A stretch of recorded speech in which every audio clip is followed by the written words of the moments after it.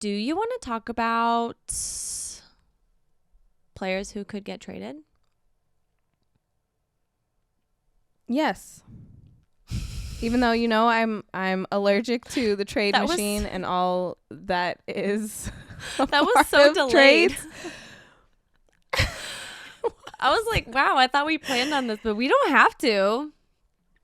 No, we do. Because, but you know how I feel. I've said this multiple times that trades aren't my forte, but we're getting close to the trade deadline. And I love how Harry put it in the rundown. Most fun places to see these players when the trade deadline happens. So that's how I approached it. What would be fun if you saw these players on a different team? That's what got me through it. Did not see that word in the rundown. So I'm gonna have to think on the fly here. Okay. Who do you want to do first? Well, I can give the fun because I feel like you would probably have the actual trade, like what players would need to swap out and all of that. I purely went on fun. So that's me. That's probably right. I feel like this matches. That's probably right after I said the NBA is gonna pin Havana syndrome on its players. So you're probably the happier one of us here. Okay, who do you want to do first?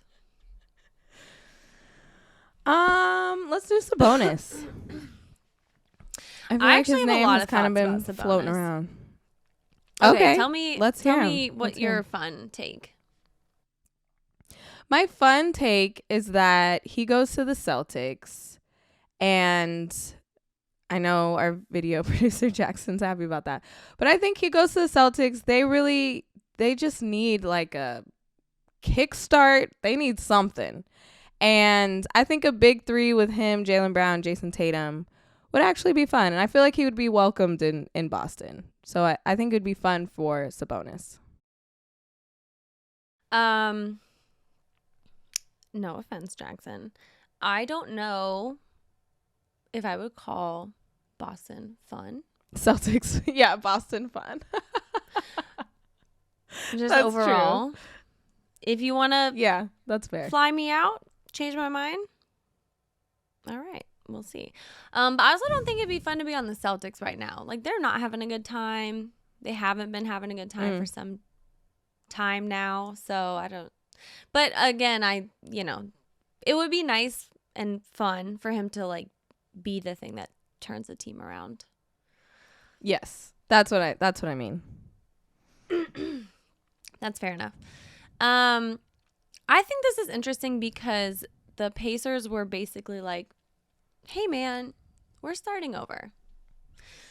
Yes. And then we're gonna yeah.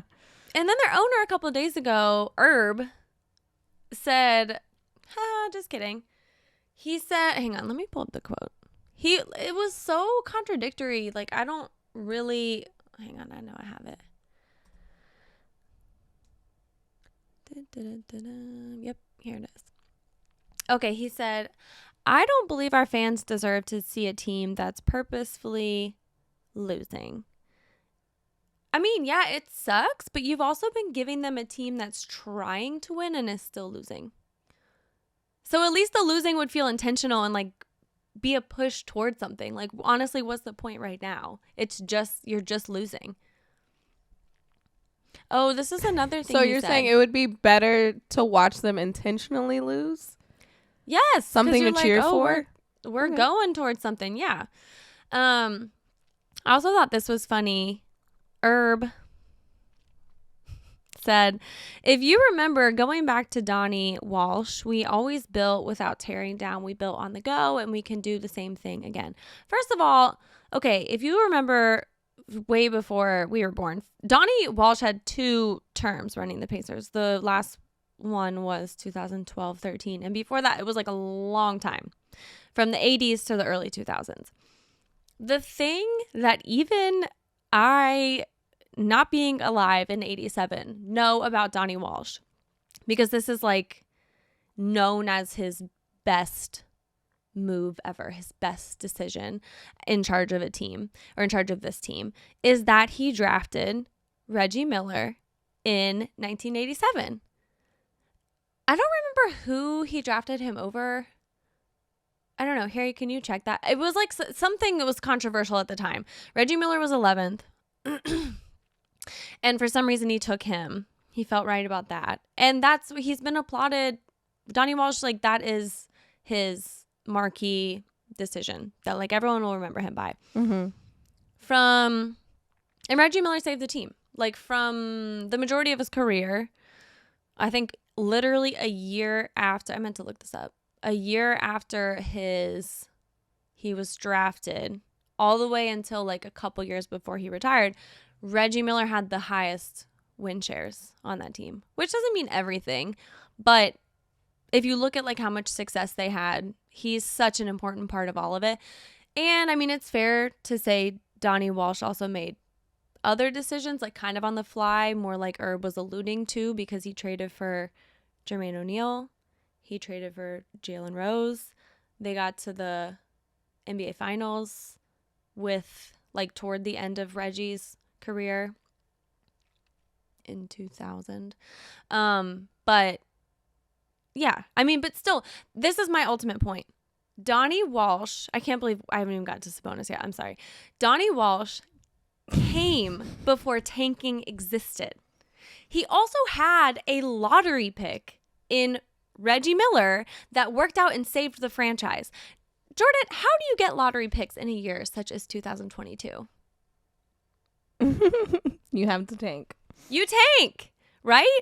And also, like, it's just the logic is confusing me, because in 1986, the Pacers finished, this would also be nice for you to look up, I think 6th worst in the NBA. Because I looked this up, like, the other day when I saw Herb's comments, but yeah, I don't know. It was just, I thought that was very rich.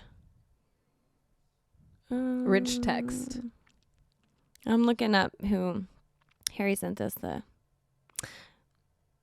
No, I don't think it was any of them on that screenshot. Anyway, yes. So for Sabonis, I did not see the Celtics. I saw, I think, the Knicks, the Mavs, Charlotte, Boston, based on fun. It would be fun to save them. I think you could have that same fun in Dallas.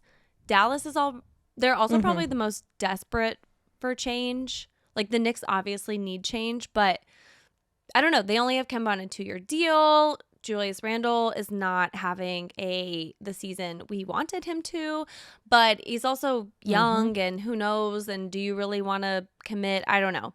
I think that maybe it would be something that the Pacers would be interested in if they only committed to tanking, because you could take Kemba's 2 years on. With the Mavs, I'm like, sell on Kristaps while he's playing well. This will not last. Have we not learned anything? You know what I mean? And these tiny tweaks, that's a really good point. Yeah. They do not work. Like, go with a proven commodity. The Mavs are what I want for him. I think I saw so much of how can the Mavs keep Porzingis, but I like what you said more. Like, get him out and maybe you can capitalize. And Sabonis is way more consistent. Yeah, 100%. He can do more things. Way more reliable. Yeah. Okay, who do you want to talk about next? Whose fun are you putting?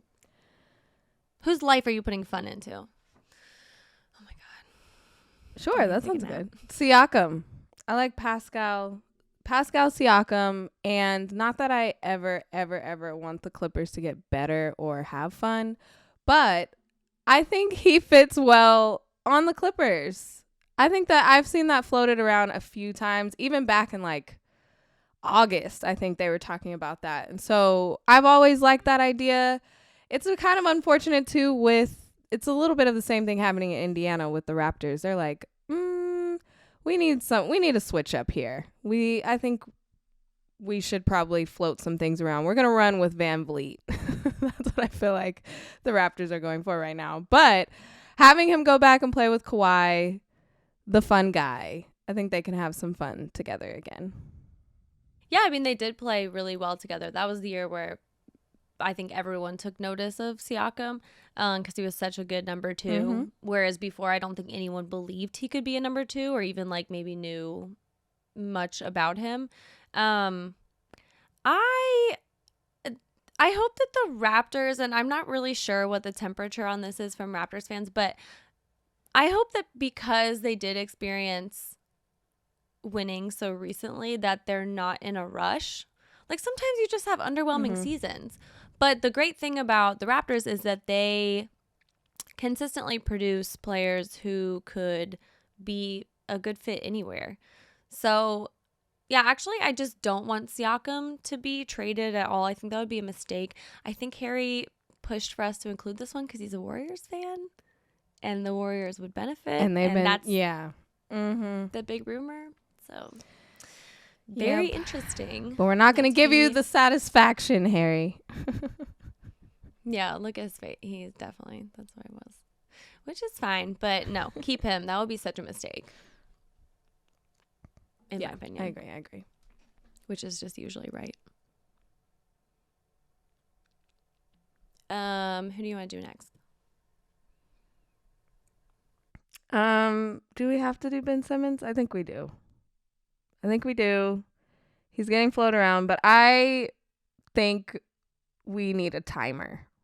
Like we have to put a timer on how long we talk about this, and it's probably going to be less than a minute.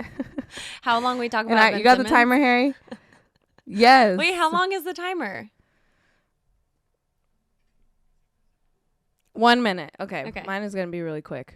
I think Ben Simmons should go wherever makes him happy. I think that's it. You know why? Because I'm over talking about it. There's so many teams in the mix. There's so many players. We have to bring up Daryl Morey and what he wants and how this could last for 4 more years. I don't think it's going to happen before the trade deadline anyway. But he should go wherever makes him happy. And 35 seconds. Go, Haley.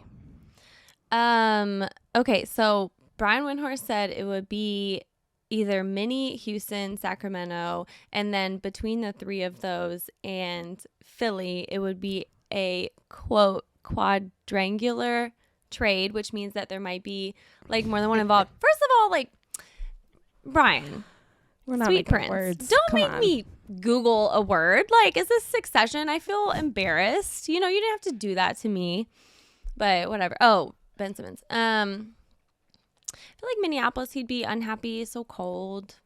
Oh, okay. Time's up. I'm done. Sorry. Quadrangular trade sounds like you trade a square. I know. I was confused. I did it in a private browser. I was like embarrassed. I didn't want anyone to see that on my history. Can I just say, what was I going to say about Christian Wood? Because we're going to end up talking about him for the rest of the podcast. We can't, Haley. We can't do it.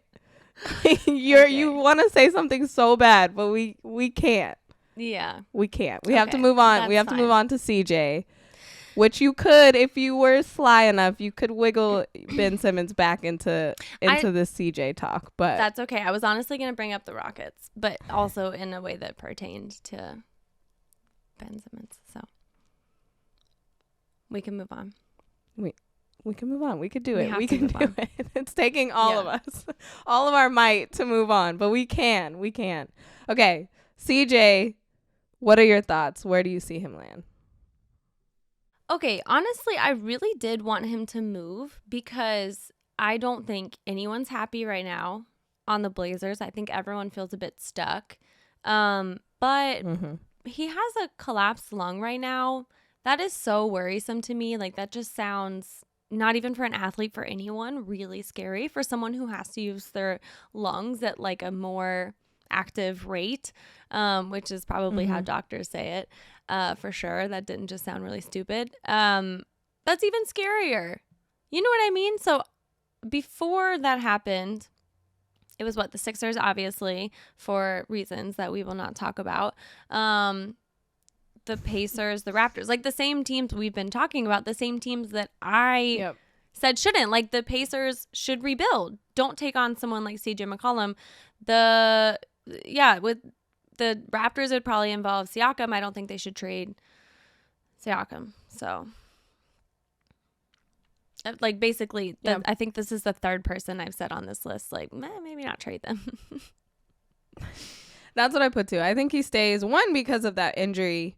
I don't know if people would be like running to trade him. But I think he wants to stay in Portland, and I think he wants to be a part of the rebuild. I know it's really shitty right now in everything that's going on with that team, but I think he wants to be a part of when the success eventually happens, because he's been through the ringer with them. So that's my pick too. I don't think they move him. I think he stays.